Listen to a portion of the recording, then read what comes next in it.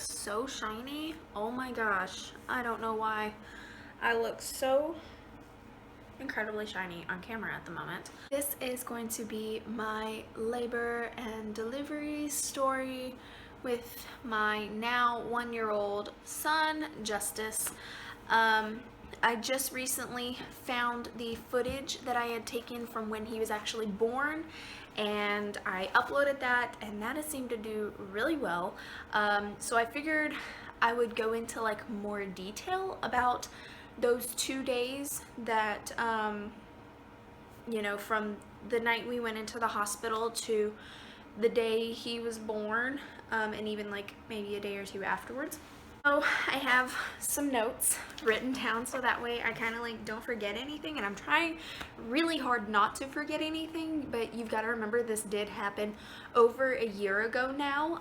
Justice was born on September 14th, 2018, so he is 14 months now. So starting from the very beginning, my doctor first introduced inducing when I hit 38 weeks.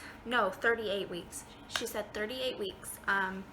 Pretty sure I actually brought it up, and she said that if I hadn't had Justice by my 39-week appointment, that we would talk about inducing. My 39-week appointment came literally the Monday before, though. Zach had to rush me to the hospital because we thought I was in labor. My contractions were very close. I was in quite a bit of pain. And so we went to the hospital, and they like monitored me. They made us walk for like 2 hours. We were literally there from like midnight until like 5 a.m. 5 or 6 in the morning. We were there until, and they made me walk to see if I would like dilate any, and nothing happened. So they sent us home, and then my 39-week appointment came up a couple days later, and I still hadn't had him. I was still dilated to a 1, so she was like, do you want to be induced? And I was like, yeah, get this kid out of me. I'm done. So we checked her schedule, saw that there was an opening at 8 p.m. that night. And that was on September 13th, so it was 2 days before my due date. I was due on the 15th, and so I was like, yeah, let's get the ball rolling. I'm done being pregnant. Get this kid out of me. So as we got out of the appointment, we called all our family. My sister was actually with me and Zach at that appointment. She just kind of sat out in the waiting room, because my dad had sent her up early because he knew that there was like a possibility that I could be induced. And the hurricane was actually a thing at that point, and they were getting hit pretty hard by it. Not like super duper hard, like their house wasn't like damaged or anything, but it was just really like rainy and not good long distance driving conditions. Went back home. Zach made us dinner, and that's where the vlog actually started. I will link his birth vlog down below if you have not seen it. I didn't get to vlog like a ton because, you know, obviously I was in labor, but I did vlog some, and you get to see teeny tiny squishy Justice. Ugh, my baby. We got home. Zach made dinner. We had like ribs and corn and mac and cheese. It was so good. It was like barbecue ribs. Zach is a really good cook, by the way. No complaints whatsoever. So we get to the hospital, and we had to go register at the ER instead of like registering at the front desk where she had told me. Why, I'm not like 100% sure, but yeah, that's where they told us to go. So we went, we registered. They wheelchaired me up to a room, and really funny, it's actually the same delivery room that my niece just like 2 months later was born in, which I thought was really cool. Whenever we went to visit her, I was like, oh, this is the same room. So we get in the room, and they start hooking everything up. I'm like a nervous wreck at this point because I'm about to have a baby. come out of my hoo-ha, okay? Um, I was terrified of a C-section. Like, a C-section was like the scariest thing in the world to me. And then 3, I've never had an IV before this, so I was terrified of an IV. So they get like the belly monitors hooked up, and they start like kind of explaining things to me and how like the first night is gonna go. Basically, they said it was going to be a slow night, and they were going to give me it comes in like 1/4 doses of this pill called Cytotec. I had never heard of it at all. It had never been mentioned to me or anything, so I didn't know what it was. And the doctor or the nurse basically said that it is used when inducing to soften your cervix, and it's also apparently used in miscarriages to help you pass the baby, which I thought was like so morbid to tell me as I'm going in to have my baby. But yeah, so they had a pill and they cut it up into 4 doses, and every couple, I think it was like every 4 hours, they would give me a dose, and after I would take it, I was not allowed to get up, I was not allowed to drink anything for an hour afterwards. So I thought that was crazy. And then they gave me my IV and they put it right here in my wrist. They wanted to put it in the back of my hand, but they couldn't find like a good vein, so they put it in my wrist. Anyways, got my IV, they gave me my first dose.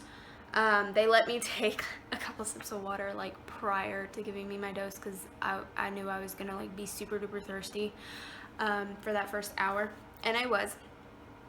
So nothing really happened between then.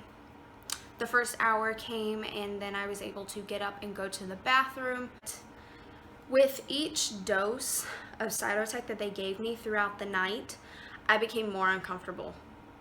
And I wasn't necessarily like I was having contractions, but I couldn't feel them. I was just really uncomfortable because they kept swapping me from side to side, and I have bad hips anyways. So having to lay on one side for like 2-3 hours was pretty painful. And literally every time that, you know, Justice would move, or if I would move and it would cause him to shift, they would lose his heartbeat and they would like freak out and come running in the room. And yeah. But with each dose also, I noticed that each time I would go to the bathroom, I started losing my mucus plug, which is a good sign, very good sign. It was like bloody and it was gross. I'm not gonna get into detail. If you've had a baby, you know what a mucus plug is. So I think I took 3 doses of that by the next morning. When my mom finally came, I actually called her at like 3 a.m. begging her to come because Zach and my sister had fallen asleep and I had to get up and go to the bathroom by myself because they were asleep, and I tried waking them up and they didn't get up.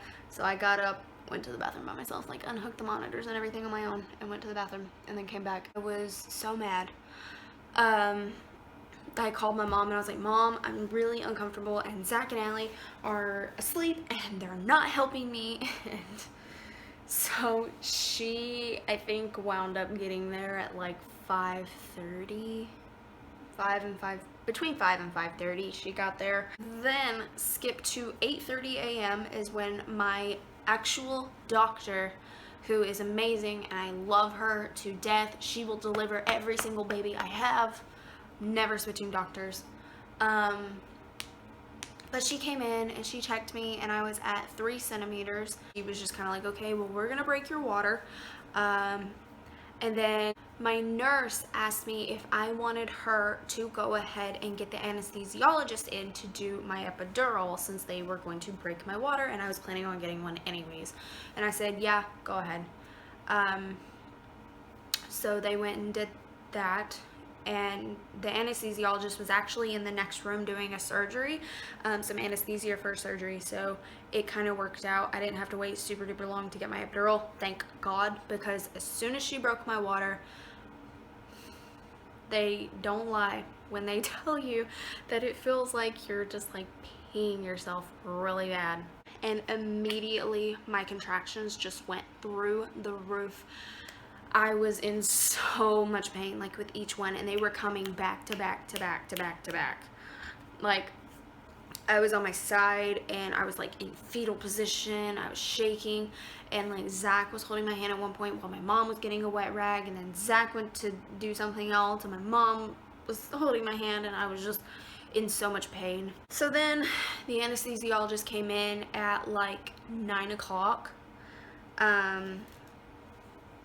to do my epidural, and they kicked everybody out of the room except for Zach. My mom and my sister, which y'all saw in the birth vlog, they went to Starbucks. When it came to the epidural, he told me, he was very informative. I really liked this person. They're very, very good at their job. Let me just put that out there. He explained everything to me. He was like, you know, a lot of people say it's nothing. A lot of people have a really hard time with it. You just tell us how you're feeling and we will adjust to your needs. And I was like, oh my gosh, that's like so nice.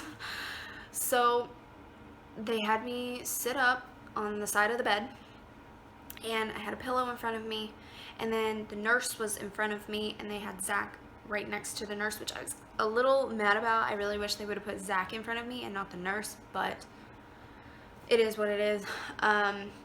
And right as they like put it in my back, I was having a contraction, and I had to like sit still, and it was so hard. Like literally having a needle go into your back right in the middle of a contraction, that is so hard to sit still for.